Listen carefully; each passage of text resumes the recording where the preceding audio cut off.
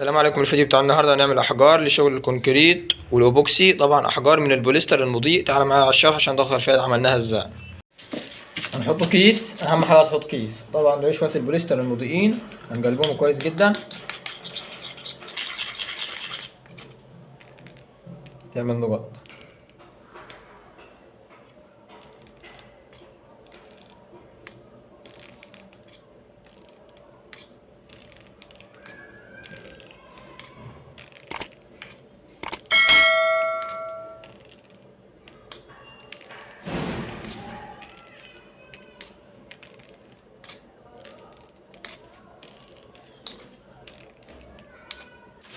بعد ما سيبناهم نص ساعه يا جماعه طبعا هنطلعوهم. طبعا يطلع معاك بسهوله. طلع طبعا انا طلعت شويه اهو. فبص، دي قطع كريستال مضيئه لشغل الكونكريت وشغل شغل حاجات كتيره جدا.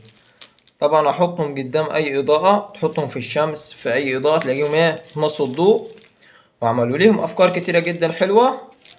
هوريك ازاي تستخدمهم في شغل الكونكريت في شغل الاحجار. طبعا اشكالهم حلوة جدا. هحطهم قدام لمبة دقيقتين وهاجي اوريكم اضاءتهم في الضلمة عاملة ازاي. كده حطيناهم في الضلمة يا جماعة. بص منظرهم تحفة فنية. طبعا بيستخدموا في شغل الكونكريت في شغل الاوبوكسي في شغل البوليستر. طبعا بيبقى منظرهم جميل جدا لو استخدمتهم احجار.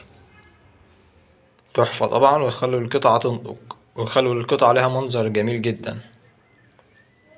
ولو عجبك الفيديو متنساش اللايك والاشتراك في القناة وشجعنا عشان نستمر.